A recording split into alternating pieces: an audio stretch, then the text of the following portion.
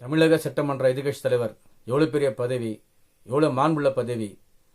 அதை சீர்குலைக்கும் விதமாக நம்ம எடப்பாடி ஐயா செயல்படுறார்.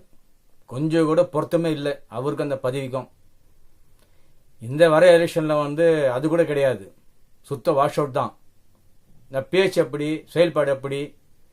சட்டசபையில் விவாதம் பண்ணோம், மக்களுக்கு தேவையான விஷயங்கள் விவாதம் பண்ணலாம், மக்களுக்கு பயன்படுற விஷயங்களை ஆளும் அரசுக்கு எடுத்து சொல்லலாம், அறிவுரை சொல்லலாம், இல்லை கூட இருந்து எப்படி செய்யணும் என்ன செய்யணுன்றது ஒரு ஆறுதலான விஷயமே சொல்லலாம். ரெண்டுமே கிடையாது.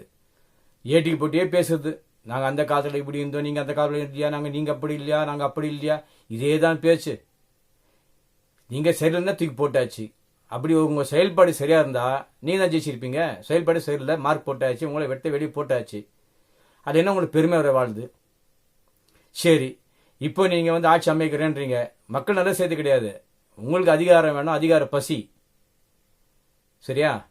அதுக்காக ஏதோ அல்லாடுறீங்க, ஏதோ பண்ணுறீங்க, போராடுறீங்க, தேவையில்லாத போயெல்லாம் பேசுங்க. ரைட்டு.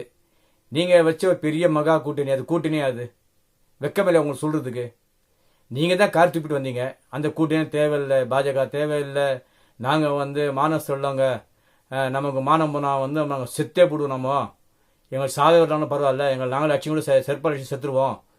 ஆனாலும் பிஜேபியை விட நம்ம கூட்டணி பண்ணலாம் சொன்னீங்க, தம் கட்டி பேசிங்க. இப்போ நீங்கள் தான் எல்லாத்தையும் அவங்கள கார் துப்புறாங்க, அவங்கள எல்லாம் தொடச்சிக்கணும் போயிட்டு நீங்கள் அவங்க சேர்ந்துட்டீங்க. சரி, நீங்கள் போய் சேர்ந்தீங்க, ரைட். நீங்கள் கேட்குற கேள்வி தான், நாங்கள் எங்களுடைய கட்சி அழியிற போகிற கட்சி, நாங்கள் என் கட்சி நானே அழிப்பேன், அதனால் உங்களுக்கு என்ன இருக்குது, நாங்கள் அழிஞ்சேன்னா வாழ்ந்தேன், உங்களுக்கு நாங்கள் யாரோட சேருவோம். அது எதுக்கு கவலைப்படுறோன்னா, அதாவது தமிழ்நாட்டுக்கு திமுக தேவை, அதிமுக தேவைன்ற மாதிரி தான் அது. ஏன்னா நீங்கள் இல்லைன்னா பிஜேபி உள்ளே வந்துடும், உங்களை சாவடிச்சு அவங்க உள்ளே வர போகிறாங்க, அதுதான் எதிர்பார்த்துங்கிறாங்க. அந்த விளையாட்டுக்கு நீங்கள் சிக்கிட்டீங்க. அந்த விளையாட்டில் அது உங்களுக்கு புரியும். பிறந்தாலும் என்ன இருக்குது, உங்களுக்கு பண கஷ்டம் ஒன்றும் கிடையாது, கடன் பிரச்சனை கிடையாது, ஒன்றும் சாப்பாடுக்கு ஒன்றும் நீங்கள் காலையில் சாப்பிட்டா மதியம் சாப்பிட்டா நைட்டுக்கு நான் யோசிக்கிறாள், அப்படி ஒன்றும் கிடையாது. சொந்த வீடு இருக்குது, நிலம் இருக்குது, சொத்து சுகம் இருக்குது, எக்கெடு போனால் எவன் போனால் என்ன இருக்குது. எனக்கு தேவை அந்த புதுசாக பதவி வேணும். அதை விட்டு ஹேண்ட் ஸ்டிச்சிங் சுற்றினா உங்க கூட ஜாலர் அடிக்கிறதுக்கு 10 பேர் அண்ணே நீங்கள் தான் அண்ணே, உங்களுக்கு தான் எல்லாமே நீங்கள் தான் பெருசு, உங்களுக்கு தான் பெருசுன்ற மாதிரி சொல்லி சித்துவாங்க. அது நீங்கள் கேட்டுக்குன்னு ஒரே மனசு குளிச்சாயிட்டு மனசு குளிச்சு சிரிச்சுவீங்க. நீங்கள் அதுக்கு தேவை உங்களுக்கு அந்த பதவி. சரி, எல்லாம் வச்சுங்க. அது ஏங்க வெளியே தெரிய மாதிரியே பேசுறீங்க. நீங்கள் என்ன பண்ணீங்கன்னா மைண்ட் வாஷ் சொல்லி எல்லாமே ஒட்டி உளறீங்க. சரியா? தேவையில்லாத காரணங்கள்லாம், எங்கேயோ 3 பேர் செத்தாங்க, எங்கேயோ 4 பேர் செத்தாங்க, எங்கேயோ தண்ணி வரல, எங்கேயோ பாம்பு கடிச்சிச்சு. அதாவது எங்கள் உயிர் பணம் என்ன நம்ம சொல்ல வரல, அதெல்லாம் நம்ம அதெல்லாம் எல்லா உயிரும் மதிப்பு உள்ள உயிர் தான். ஆனால் இன்னைக்கு என்ன திடீர்னாக்கிற, இப்போ என்னன்னா திடீர்னு மூலையாக போயிட்டு உங்கள் ஆளுங்க நிற்கிறாங்க, ஆர்ப்பாட்டம் போராட்டம். இந்த 4 வருஷம் எங்கே போயிருந்தீங்க? தூங்கியிருந்தீங்களா? இல்லை மப்பில் இருந்தீங்களா நீங்களாம்? இல்லை கோமாவில் இருந்தீங்களா? இல்லை இது விஷயம் அரசியல் பண்ண தெரியாதா உங்களுக்கு? ஆளுங்கட்சி செய்கிற தவறு தான் சொல்லணும்.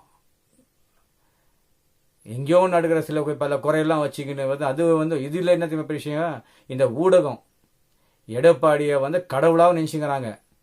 கடவுளாக நினச்சிக்க வேண்டியது. அப்புறம் விஜய் என்னவோ 10 எலெக்ஷன் பார்த்த மாதிரி, எம்பி இருந்த பல எம்பிகள் இருந்த மாதிரி, பல எம்எல்ஏ இருந்த மாதிரி, பல திட்டங்கள்லாம் இவரால் தான் சேர்ந்த மாதிரிலாம் பிம்பம் கட்டின்னு கங்கணம் கட்டி ஆடுறீங்க. பணத்துக்காக இந்த ஊடகங்கள் சேர்ந்து ஆடினு இருக்கு. சில ஊடகங்கள், பல ஊடகங்கள் சொல்லலாம் இன்னைக்கு அப்படியே நிலைமை இருக்குது. என்ன விஷயம்னா டெல்லியில் இருந்து இந்தியாவில் பல ஊடகங்கள் விலைக்கு போயாச்சு ஒன்றிய அரசுக்கு. இல்லை பயந்து கட்டுப்பட்டு இருக்காங்க. நமக்கு என்ன நிலவுன்ற வரி. இந்த ஒன்றிய அரசு கூட என்ன நினைக்கிறாங்கன்னா, இருக்கிற மினிஸ்டர்லாம் நாங்கள் தான் கடவுள், நம்ம அரசுக்கு யாருமே கிடையாது, உலகம் அழிகிற வரைக்கும் நம்ம ஆட்சி தான், எதுனாலும் சாதிக்கலாம், எதுனாலும் பேசலாம், மெத்தப்பா சுற்றலாம், திமுறா சுற்றலாம் சுற்றுறாங்க. எல்லாம் எத்தனை நாள் பலிக்கவங்கலாம் நிலைக்குமா? கிடையாது. நம்ம அண்ணன் டுபாகூர் மன்னன் நாகேந்திரன் அவர் சொல்கிறாரு, கூடிய சீக்கிரத்தில் திமுக அவுட் ஆஃப் கண்ட்ரோல் போயிடும். ஐயா, அவர் சொன்ன வார்த்தை என்ன தெரியுமா, தமிழர்கள் என்றைக்குமே டெல்லிக்கு நான் அந்த என்ன சொல்கிறது, பாசிச சக்தி உள்ள டெல்லி ஆட்சிக்கு, இல்லை மக்கள் அடிமைப்படுத்துகிற சிறுமைப்படுத்துகிற அந்த மாதிரி ஆட்சிகளுக்கு எப்பவுமே அவுட் ஆஃப் கண்ட்ரோல் தான் சொன்னது. தமிழர்களை சொன்னது அவங்க, திமுக சொல்ல. நீங்கள் அது என்ன சொல்கிறீங்க, உங்களாம் துச்சமாக நினைக்கிறீங்க தமிழர்களை. ஆனால் ஒன்று புரியுது என்னன்னா, பிஜேபியை அழிக்கிறதுக்கு பிஜேபியிலே இருக்கீங்க. நீங்கள் வந்து திமுகவோட ஸ்லீப்பர் செல்லும் கிடையாது, காங்கிரஸோட ஸ்லீப்பர் செல்லும் கிடையாது. ஒருவேளை வந்து எடப்பாடியோடைய ஸ்லீப்பர் செல்லான்னு தெரில.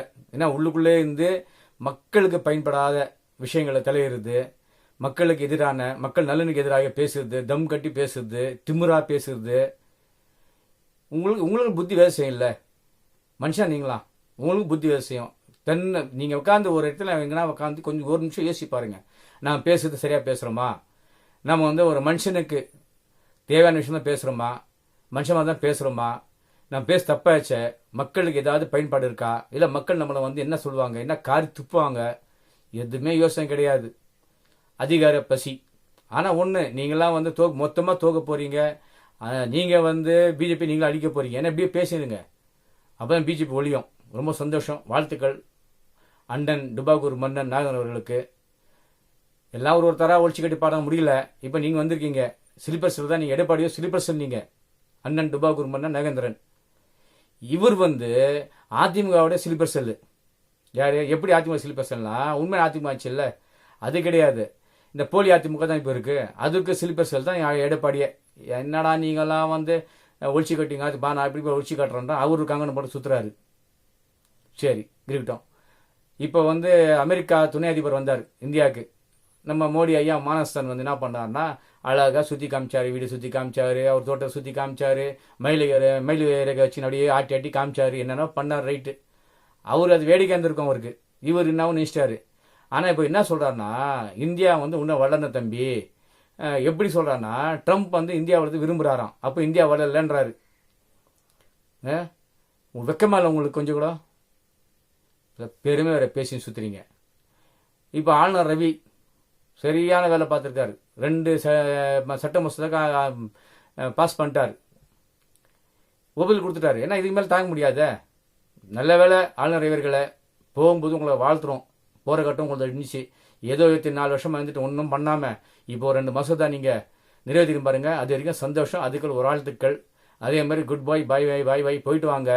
என்ன தயவு செஞ்சு யார் பாவத்து கொட்டிக்காதீங்க, எந்த மக்களுடைய பாவத்தை கொட்டிக்காதீங்க. இந்த ஜெய் ஸ்ரீராம், ஜெய் ஹனுமான்லாம் சொல்லுங்கள், வேணாம் சொல்ல, வீட்டுக்குள்ளே சொல்லுங்கள், இல்லை வெளியே கூட வந்து உங்களுக்கு சேர்ந்து கொடுத்துட்டு சொல்லுங்கள். சும்மா பசங்களை வந்து படிக்கிற பசங்களை ஏமாற்றிக்கின்னு அதே அரசாதிகள்லாம் ஏமாற்றிக்கலாம் சுத்தாதீங்க. தயவு செஞ்சு எடுப்படாது. உங்கள் ரயில் அவுந்துச்சு.